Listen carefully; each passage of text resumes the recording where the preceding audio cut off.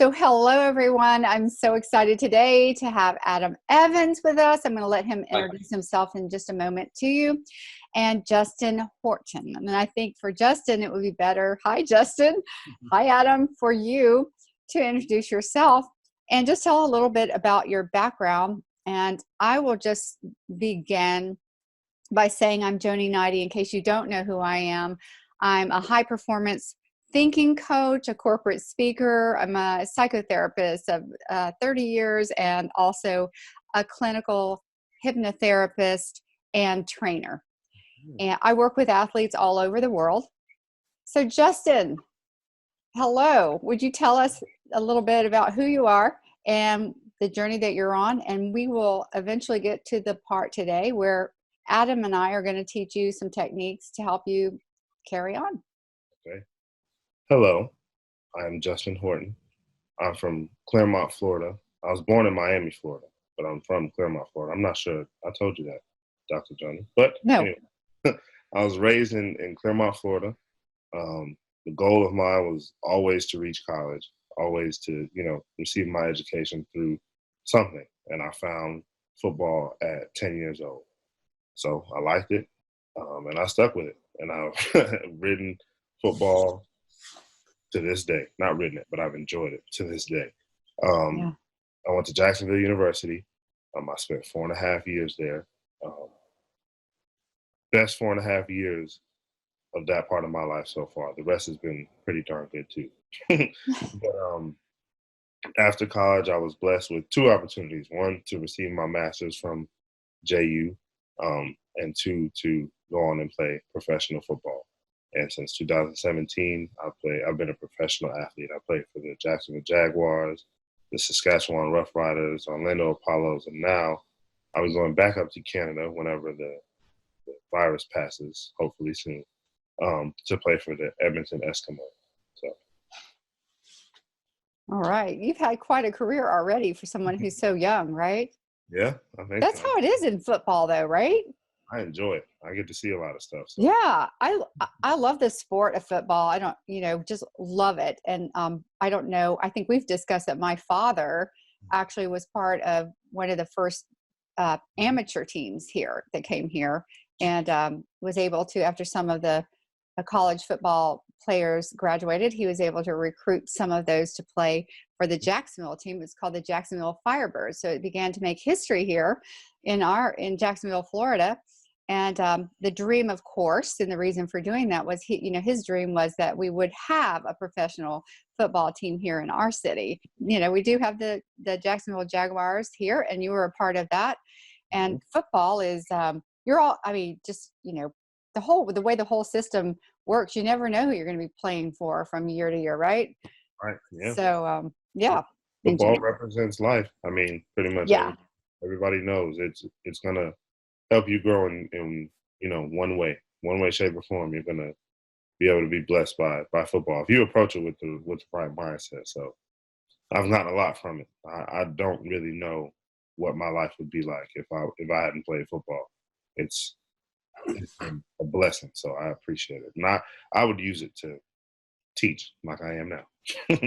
That's right. You're a blessing, Justin, because you're here and I know you work with younger athletes to help them. We talk about the mental side, and a lot of teams have sports psychologists, but what we do is a little bit different. Portable techniques and things that are easy to use in terms of turning the mindset around. So they can offer the cherry on the cake, the little sweet bit that makes everything seem so much better, so much different.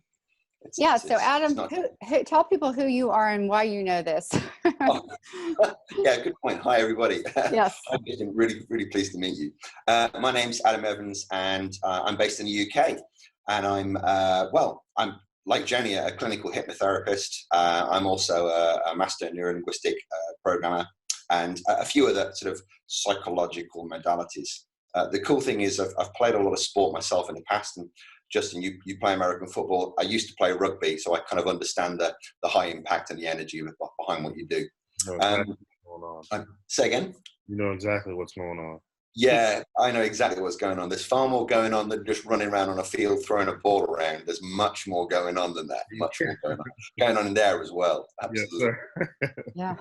So alongside all the kind of psychological hypnotherapeutic training that I've done, I'm also a professional wilderness guide. So I actually teach climbing, caving, canoeing, and expedition work internationally. So that's me from the UK, and I work digitally or virtually like we're doing right now, and I also fly around the world leading people and training people. So it's pretty cool. Well, thanks for being here. Today's focus is helping you stay in that ultimate performance state, because there has been a little bit of an interruption in the pattern with this coronavirus and everything, a lot. But for you, I say a little bit because you have maintained the course. You've been super focused, and you're still staying in shape physically, and you're determined to stay in shape mentally as well, and emotionally. So, and I think you're doing a great job. And that's because I believe you have more tools than a lot of other athletes already. And you're also part of creating new tools. And I'll say that now that Justin is helping me, and we're writing together a success guide for football players. That's by Justin participating in that, he's becoming better, stronger, and he'll be able to show with conviction that these things work. And we had an earlier conversation. We found out that he's someone who does things with conviction, starting with your prayer, your mantras, your Bible study, the things that you put in place every morning. You mentioned you don't like just saying those things. You want to feel those things and say those things with conviction. I'm excited about making this product together that's going to help a ton of people. This tool is going to help a ton of people on the mental side that they might not have access to otherwise. It's important too, because in football, I'm sure, Adam, that in sports, there are only certain things that we tend to focus on. And as, our species progresses, as we progress and we learn more about what exactly we need, this is, I think, the next wave of attention and focus that needs to be, put on what it's like to be an athlete. In my sport, my league's case, in the NFL, there's been a lot more guys who report on mental anxiety, or things like that, asking for professional help and not feeling like they'll be judged or something like that, and coming out and openly saying like, hey, this is what I did, this is how I dealt with it. Tyson Fury, his most recent, he had a huge comeback, from, anxiety and depression. And I think he almost took his own life too, which is horrible. And to come back from that and, weight loss journey, and now champion of the world, that's a huge, huge uplifting moment for, this industry that needs to be, spread across all sports, especially mine. I think it's absolutely fantastic that athletes are realizing that it's important to sort of look after their mental health as much as their physical health. And we all know that if you get a good physical coach, then your game will improve. And with your mental health, if you get a good mental coach, not only will you kind of get back to a normal standard if you've had anxiety in the past, you can actually go superseding what you were in originally, because you can rejuvenate and then recuperate and go beyond what you were before, just with learning the skills to improve the mental game. And if you get the mental game right, it's just going to increase everything you do physically. The mind drives the body. The body doesn't do anything without the mind, but the mind will do everything without the body. So you've got to get the mind running right. If it runs right, you're in for a great time. It's really, really powerful as well. I've done a lot of work on this. I guess that really reinforces what Justin had spoken about in our earlier conversation before we started recording today, was the way that he approaches even lifting weights, right? And the way that by dictating to the mind, by telling them, saying the right things, that the body sets off those subtle to significant changes based on what you tell it. And so the way we talk to ourselves matters.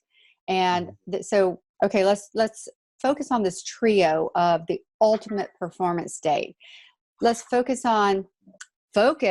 what it is we're actually focused on, right? You know, what we want, what you want.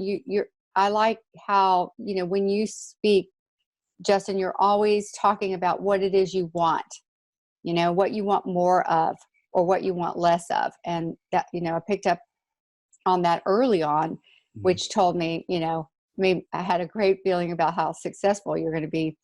Even, you know, you've been successful, but even more successful moving forward. And then self-talk, you know, what are you saying to yourself when you go to pick up those weights? And you mentioned that you're saying, I can't, you know, that I will, you know, instead of I can't.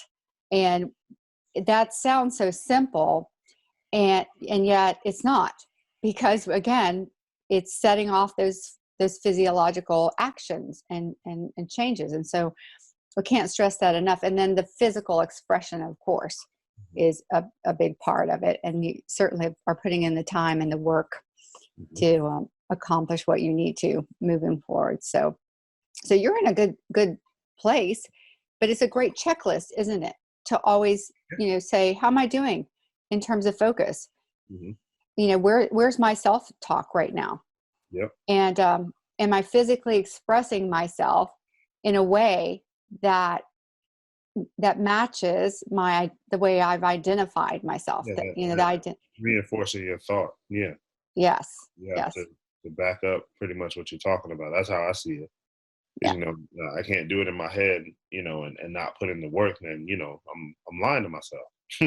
I'm just, you know, I've tricked myself into thinking that I'm doing okay, you know. But that was I don't know, it's either vice versa. You either are thinking well, not working, or working well, not thinking properly. And like afterwards, you have to be able to find the balance between the two, and that space is where you should always try to perform it. You know, it's like you were saying, like, and I'd give you and Ida credit for that too. My girlfriend Ida. Now that we're recording, guys, credit for that too, because that was their, Adam, like I said before, their you know, attention to detail when they said, "Oh, you said this kind of funny," made me think, okay, well, I should approach every little detail of what I do that involves, you know, my process in football, to be thinking, okay, either this is for a purpose, this is for me to be able to do X, Y, and Z, or this is just strictly for, hey, I'm putting in good energy and intense focus to being successful when I show up somewhere, right? So that's the most important thing, one of the most important things you can do, because if that's like you said, Adam, if that's reinforced every day with what you do, by the time it's actually time, you know, blow the whistle, it's game time, it's almost like nothing's changed for you. When the energy around you has changed, it's more upbeat. People are, you know, losing their minds and messing up plays, and you're just standing there like, it's just another day. You do what you normally do. Yeah. And that's the best place for you to be in as an athlete. That's it. It's just, it should be just as easy as an everyday habit. You just get in and go, I'm game. I'm in gameplay now. We just drop into state, drop into flow, and play the game in that beautiful balance of being able to play instinctively, but also have a plan, have a bit of a cognitive strategy in our head at the same time. There's instinctive players that play off the cuff a bit too much, and they do a bit too adapting. And I know American football, you have a lot of thinking to do. You've got plans and plays to work with. So you guys have got to get that beautiful balance of thinking your way through the game, but they're playing in fluid motion. Yeah, you can play free. That's the term. My best friend, Andy Jones, he just actually had a baby recently. So congratulations, Andy. Congrats. Yeah. He went to the league, went to the NFL prior to me. He was picked up by the Cowboys the year before I was. And one of the things that he was taught and that he, you know, passed on to me was that playing free is the best thing that you can do at this level. Like, you look at somebody like LeBron James, or just LeBron James. I wouldn't even say Kobe, because I feel like Kobe Bryant was always, I'm ready, I'm good. But like when you look at LeBron James's career, I'm a Miami Heat fan, so I saw him down there and things like that. There were times when it didn't look like he was in that space. But eventually I learned just by watching his career, and you could see the look on his face. No matter what's going on, I'm in a place where I can control everything about me. It just so happens that he's LeBron James. So if he's able to do that, there's not much you can do to stop him. So it's a pretty good combination, isn't it? yeah, it's a great combination. I don't know. The cool thing is that's a skill. Yeah, that's a skill. It's a mental skill. And once you realize, and everybody who plays games realizes that any physical skill can be learned and polished and improved. Any mental skill can be learned and polished and improved. And what you're doing is you're taking enough time and dedication to learn the mental skill, which of course will have the big impact on the physical skills. It's just a skill. Nobody wakes up one day and can just get into the zone. We have to just practice getting there by time and time and time again until it just becomes instinctual. You can just put that game face on and play in flow. That's so important, I think, that it needs to start being reinforced, even the way that we train kids. Yeah. You see, like I'm sure you'll notice, walk out to a park right now and watch a kid play. They don't care about any of the things that we have to say to them as far as coaching, as far as technique. If you tell a kid to go and play and even throw 20 cameras in that kid's face, he or she won't budge. And that's how adults should play. So I think it's our job to keep kids in that space. So by the time they're, 26-year-old football players like me, this is just how I am. That's something that I'm saying needs to be, we said before, needs to be established in the culture of sports. Because if we do that, it creates such a beautiful environment for, even more growth than sports can provide for us. But if we understand that, I mean, that takes out almost all the, excuse my language, but BS in sports. Because it's right there for you. It's just like, anything else. So, yeah, I think that's actually very important. And, I'll make sure that I try to do that with all, because I'm a personal trainer too. And I have young athletes. And I try to tell them when I see them get frustrated, just calm down. Don't worry about anything. My focus is on making sure that you're happy. That's it. You can do whatever you want, but as long as you stay happy, you'll perform, and you'll never even bat an eye. It'll seem easy to you. The key word is to remember to play.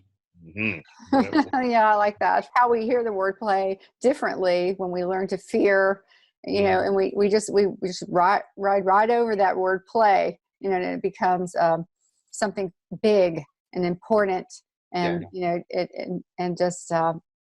kind of takes the playful part out of it, doesn't it? And, but Justin knows how to lock that in, and just to tie in something that you've learned, bilateral stimulation. I always tell, I do team, give a lot of team talks, and I teach bilateral stimulation, which is just a thought-stopping technique, a pattern interrupt, so that if you either need to switch gears, maybe it's not something bad that you're thinking about, or you just need to stop thinking about something that actually is negative or bad, you can incorporate this skill, bilateral stimulation, which is just a very simple technique. And Justin has learned that and used that. And I'm wondering, have you been teaching that to your younger kids? I have not, but I will. Okay. So Justin, I look forward to you maybe make a video for us of you working with showing those younger kids. And I say that because that's actually the foundation and one of the reasons that I decided to incorporate NLP and hypnosis and other strategies into an already, good career in sports counseling, was because I learned so much from watching that pattern that you described. Younger kids, year after year, I saw the fear set in. I saw them change from 6, 7, 8-year-old swimmers who were just carefree, swimming lights out, not really overthinking their results, and then getting better and better in the sport. And then I saw major changes. And so I began getting a little closer to the athletes, and I would start timing. I'd say, hey, what's your plan today? Or, what are you saying to yourself right now? I was just curious. You had no clue what the plan was, or they would mention, I just hope I can. I hope I don't. Okay. So you see the negative language already. So number one, not too much, there were no affirmations there. There was certainly the focus was on what they didn't want to happen instead of what they did want to happen, and on and on. And so I said, I've got to do something about this problem. There has to be something bigger, better, faster. And so I went in search of that. So I'm really encouraged that there are going to be, you know, people like you and people like myself, Adam, and if there are, that can help with this at those early stages and ages. So it's just little things, just little phrase changes, and the way people say things to each other, it makes such an impact. You know, I often hear athletes say things like, I have to go train, or I have to go play the game. I go, okay, well, how about saying I get to go training? I get to play the game, which is totally different. To having to do something makes it sound like a chore. You know, oh, I've got to go and play. I've got to do my homework. It feels heavy. It feels heavy. I have to do my homework today. I've got to go training. I get to play today. I get to play. I get to play in my game today. I get to be playful today, which is, it's more like a gift as opposed to having to be a chore or a responsibility. Because the moment you put it into a responsibility, it becomes less fun, and then we stop playing. And it becomes work. And I don't think the best performers in the world are going to go out in the field and think it's a job. They're going to go out and feel like, I get to play today. I get paid for it, which is the best way. Great. So since I mentioned bilateral stimulation, I'll post a link to a video that shows everyone how to do that. And also anyone watching, you know, coaches, athletes can access that, and all, or anyone can benefit from that. And also, Justin, you'll have that for your athletes as well. I used bilateral stimulation with a performer 3 weeks ago for the first time. After 10 minutes, I realized they were not getting into flow. They're not getting into state. So I got them out of the canoe, and I just did some bilateral stimulation with them on the bank. They just threw an object between their hands and did a few mental games with me. We did a couple of games. I'd say 5 minutes, 10 minutes later, they got into the canoe, fine. Absolutely a different human being in that boat. You can use a pen. Right now we could demonstrate it, and we won't do a long demonstration, but basically it's passing something back and forth, making sure to just cross the midline of the body, right? And I add that because it also floods the hemispheres of the brain just a little bit more. Flooding those hemispheres of the brain, very important. But if you have to take a breath at the center, so you're basically taking your hands, taking an object and passing it through the midline of the body, taking that breath in between that and focusing on only that. And if you do that, pretty much can't think of anything else. So it is going to interrupt that pattern. And if you do that for a good 2 minutes, then you're going to be good to go to just put whatever it is you want to think about in place instead, or move on with your activity without all that junk, you know, that was filling up your head. So another great technique is square breathing, or box breathing is referred to sometimes. Now, there are a lot of variations on that, but the way I do it, so see if you can, I don't know if you can see this. You see that image? Okay, so it's just a square.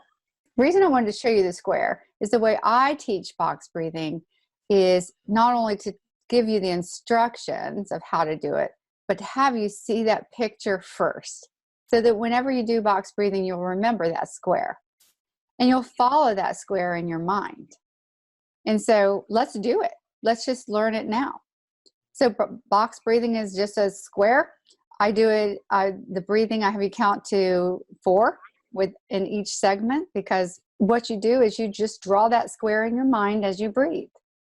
And so starting with, let's just say, and there's no right or wrong, there is no right or wrong to where you start in the square, but let's start on the right side of that square I just showed you. You have that image in your mind, right? You can see that square pretty easy, right? So take a deep breath in on the right side. Okay, and we'll start now. Deep breath in, 2, 3, 4. Along the bottom, just hold it, 2, 3, 4. And then going up that left side, just big exhale, 2, 3, 4, and pause coming across the top, 2, 3, 4.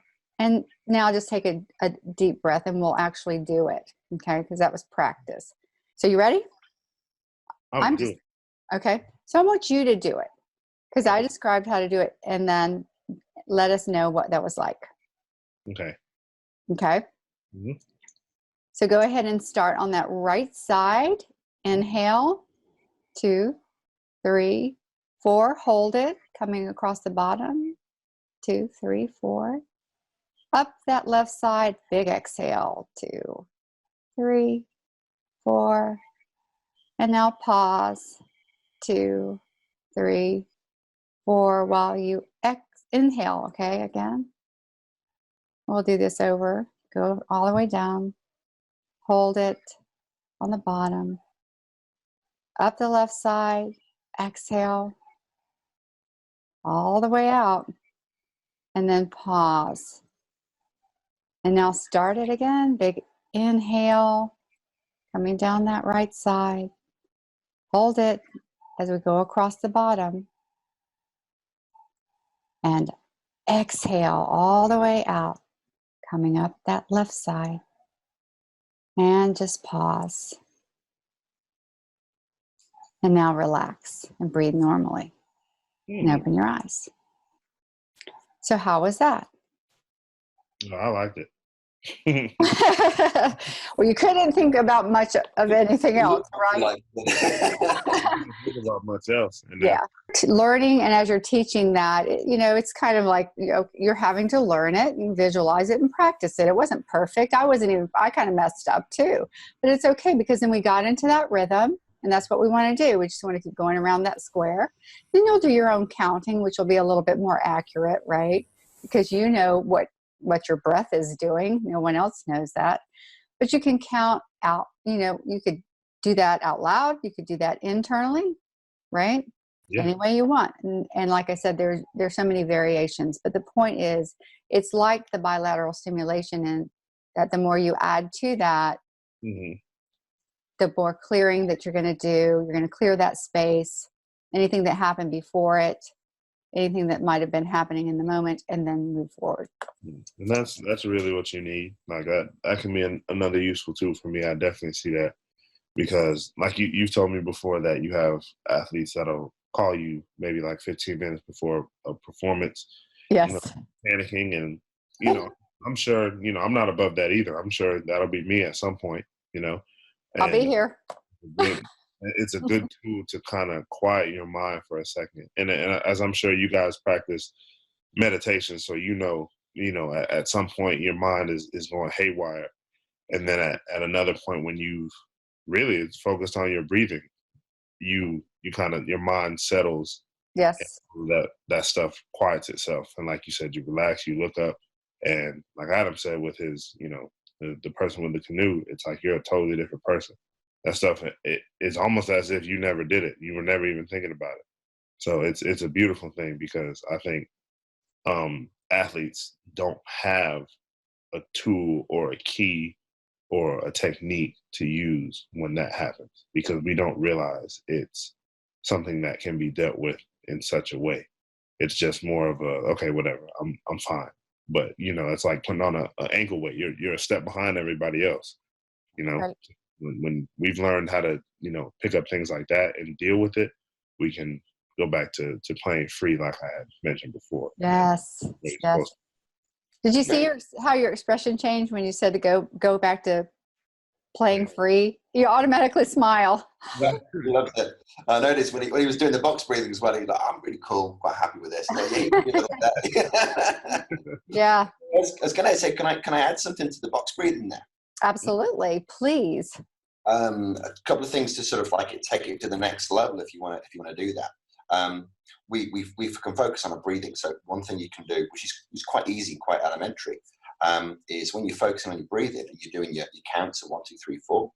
If you want to take it to the next level of focus, you can focus on the temperature of the air going in and out of your nose. Mm-hmm. So when it's going in, it's going to feel one temperature. When it's going out, it's going to feel another temperature. Now, I won't tell you what the temperature is, because you play in Canada and you play in Florida. So those two different places are going to feel different completely. So I won't tell you if it's going to feel hot or cold. Yeah. But if you can just draw your attention to it, that will help fixate on the box breathing. So that's a form of meditation, focus on the temperature going in and out of your nose. Right. And the other thing is, you're a big guy, sports guy, and a lot of sports performers, particularly when they're doing powerful sports, are used to kind of breathing in the upper part of their chest. They take huge lungfuls of air in to sort of take the impact. And that, Good. See, played rugby, I know what it's like. So you take a big lungful of air in, and that's great when you're dealing with stressful situations, okay? And when we're dealing with stressful situations, we usually breathe in the upper part of our chest. Mm-hmm. When we want to get into that really kind of cool down, flow, sort of easy way of being, here's a trick. Try and breathe from your belly. So try and like chill the top of your chest down and breathe from your belly. Because what that does is it tricks your nervous system into thinking, hey, it's all cool. I can breathe down my belly. Everything's going to be great. So you just relax the breathing into the lower part of your abdomen, and the upper part is just doing its kind of gentle movement. But you can bring the upper part in when you're playing your game, but the lower part, when you're doing your box breathing, will just kind of settle you down a little bit. So just two tiny things to add to the box breathing, because there's box breathing and there's good box breathing. Right. Okay, so Adam, do you have another technique that you would like to teach today? And while you're thinking about that, I just have a question for Justin. Mm-hmm. Kind of a question and kind of maybe a request for, just your opinion. So right now I'm working with a lot of teams and a lot of coaches, and then there are a lot of coaches I haven't met yet that are starting to express some interest in the work that I do.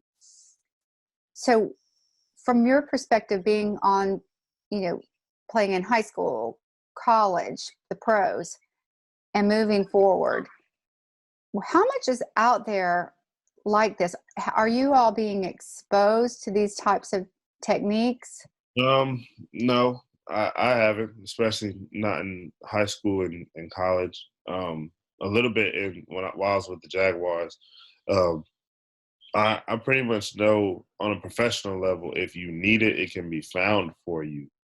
But I haven't been a part of an organization yet that, provides it as like an essential, I would say service. I don't want to say service, but an essential thing that, players need. Again, that's something that's starting to become, at least normalized, but Yes. Not to that extent yet. And how do they identify whether or not you need it? I would say, culturally speaking, it would depend on who you're around. Okay. What caliber coach, what type of coach, what the coach tends to focus on, the level of play that coach has had. The rift comes in between, player and coach, or player and front office in many different ways. Oftentimes it's better for us if we've had somebody who's been through the road that we've been on, especially past high school. The deeper that you get into the game, I feel like there's the more, of the mental aspect that you have to focus on. So more people are able to give you that advice. But as you know, there's not a lot of people around. I can't name, I've played, since, like I said, 16 years. And I've been around on my team, coaches that I've had who played in the NFL, probably 2 before I got to the NFL. Okay. So nobody was really able to tell me what was going to happen. Nobody knew. So I had no frame of reference. And it wasn't like,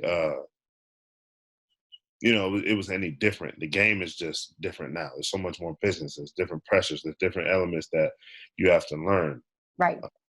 So there was nobody really there for that threshold. Maybe my agent, she warned me a little bit, like, things would be different. But again, I didn't get my agent until right before I was there. So I think it is something that needs to be considered mainstream in our sport. I mean, like I've said before, it's just as important as training your body.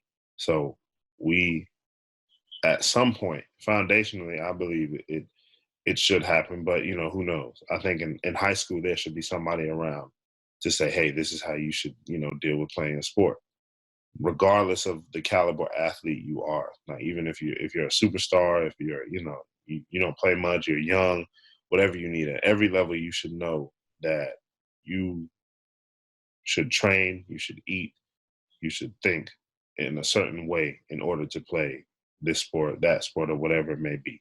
And as you get more, entrapped with the details of becoming better and performing better, you should know that your mind is just as useful as everything else. So it's something that should be mainstream and not just, selective knowledge to those who either have it or try to have it or try to research it. It should be something that's just as important as a head coach.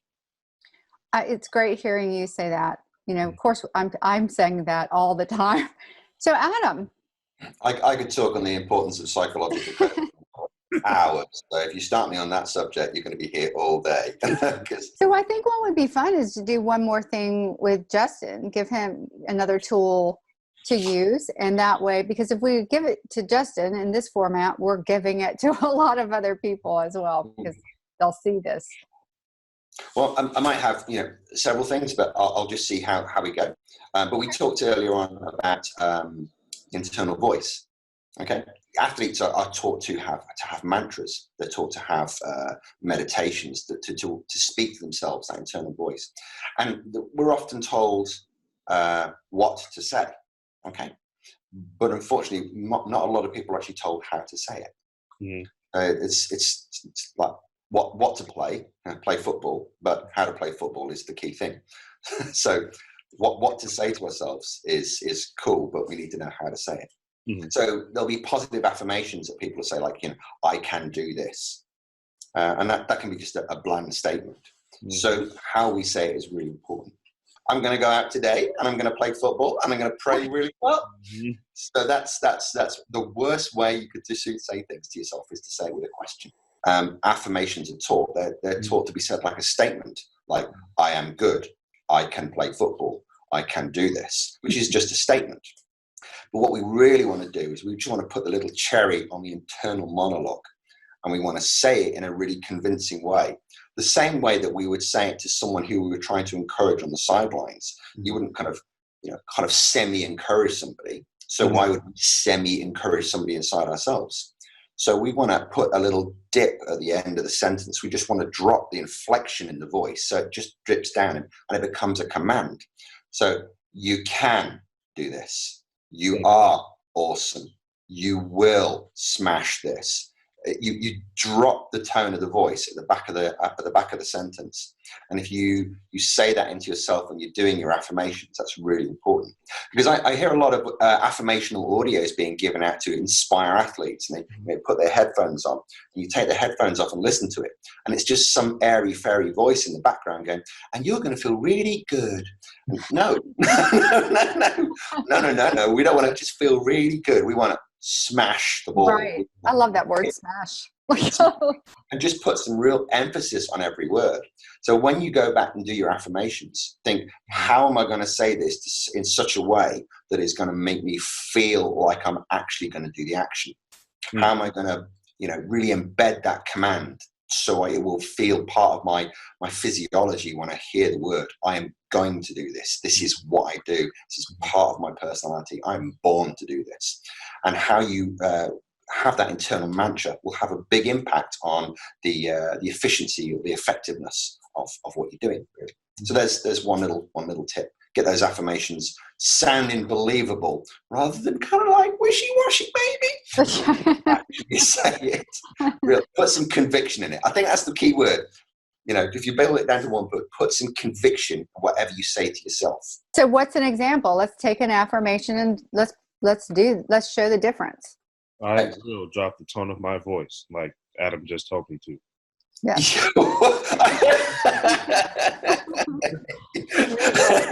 Damn. I love it. There you go. I will do that. It just sounded so much more convincing. I believe it. I like how we've gone from the very beginning of this from being convicted to being massively convicted. I think what we're doing here is we're showing the difference between psychology, which is the study of how we think and what we do. Yes. And we're talking about here, which is practical psychology, how to use it in practice. Yes. All right. Psychology says that saying affirmations will get a better result. Yeah, but practical psychology says how you say it will get a better result. So we're kind of using the hypnosis, the methodology behind it to get a better result. Just putting a tweak in the voice. It makes it sound more, I will, which is, I was convinced the moment you said it. Yes. Oh, when I heard him introduce technique, I knew I was going to say it then. I was just waiting. Yeah, that's the one I'm going to do.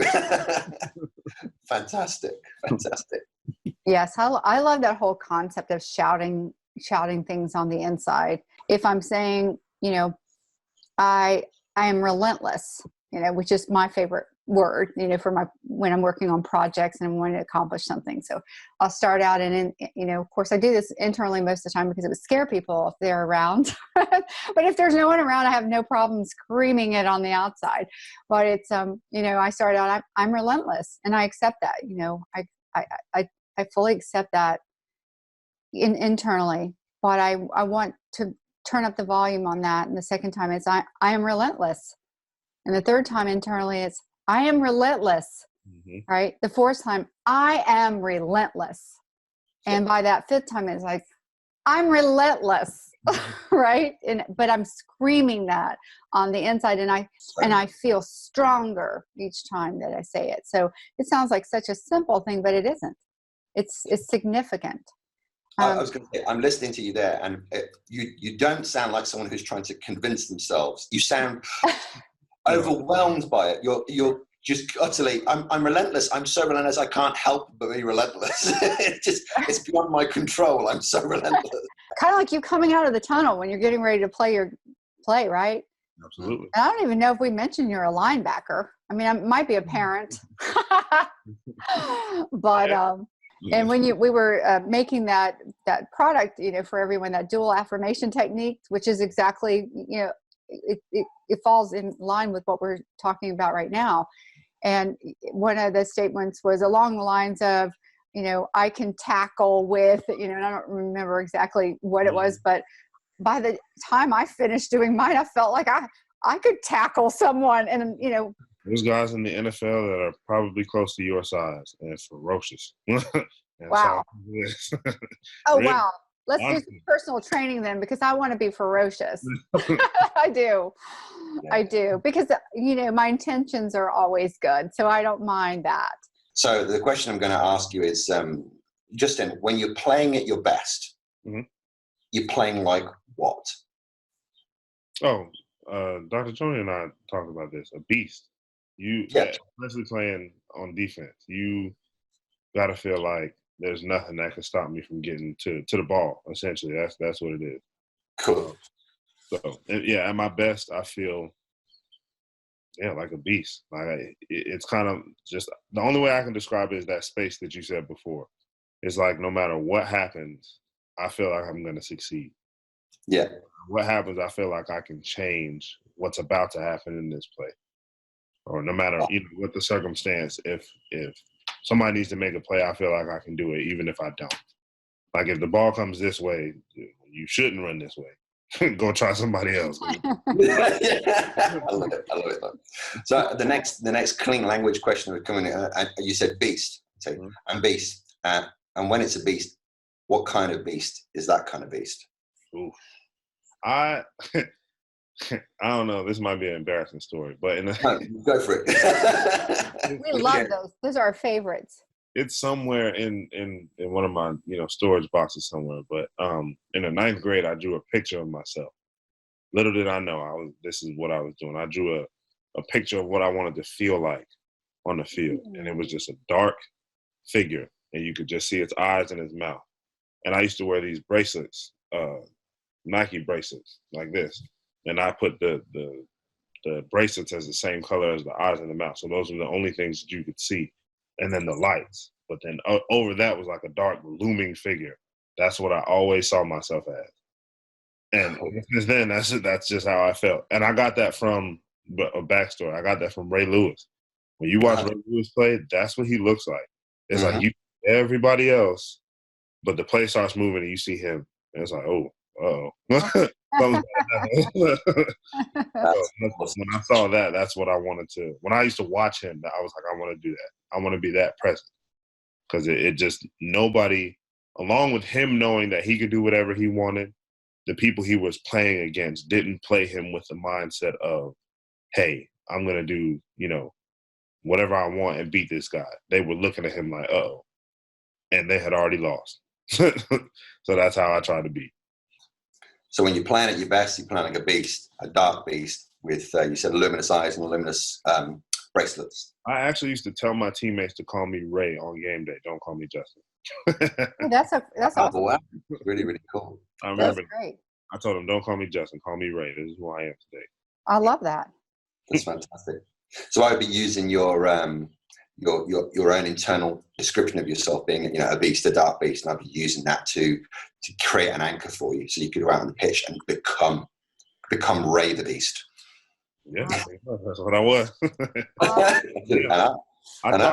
try not to say it now because, you know, creative thinking was accepted back then. I say that in a room full of grown men, they're gonna be like, "What? What are you talking about?" Then they get to watch me play. Then they'll understand. Yeah. Well, you just said that. After they watch you play, Right. they'll be wanting more the way you're doing it. That's for sure. Yeah. So we've added 2 things to your identity today. Well, more than 2, but two that maybe we might not have thought about. I'm a great visualizer, right? That's who you are. And also, I made a little note here based on something that Adam said. I am a human metaphor machine, which is an important affirmation and part of your identity, because you know to access those metaphors when you need them. And knowing what you need is a true strength, because we talked about that earlier on when I said, well, how do the coaches, is there a way that they know what someone needs, or how do they identify that? And one of the things in our guide, you know, that we're creating together, it includes an assessment that coaches can give, or athletes just can take themselves, and it identifies quickly where those areas are that they need to work on. And that helps, because sometimes they just feel out of sorts, and like they don't really know how to verbalize it or get in touch with what's wrong. And so if we have a tool, which we do, that helps them just by asking the right questions, it's really a beautiful thing. It's a shortcut, and we can get to work, and we can start throwing those tools at them that they need. So guys, we have 3 minutes of recorded time here on our meetings. It's probably going to cut us off. Okay. And so let's decide how we want to finish up. I think we should do more of this. Do some like maybe a little series of just shorter clips, so that we can provide those to athletes, coaches, parents, trainers, whoever might need them or want them. Yep. So anything you guys want to say to wrap it up, just on this recorded version? I got to spend time with someone that's so open to playing that game. It's really cool. Really nice to spend time with someone who wants to play that game and realizes the importance of it. Thank you. I appreciate you guys for fighting for athletes to have that voice, because it's something that'll need, professionals to crack at the door and say, hey, we can help with this, and we'll be more open to open up, our livelihood and our lifestyles to becoming better. So it's all about helping people, as y'all know. So yeah, absolutely. Well, thank you, Justin, because we can't do it without you. This is the way that it has to be done. We, you know other people that are involved in this sport, and you're an excellent role model. I mean, you just really are for these younger kids and all the way up through these pros that you've been playing with. And so I'm excited. I can't wait to see what's going to happen. You need the information, the education you guys have. So come on with it. That's why I'm here. I appreciate you guys for imparting that on me.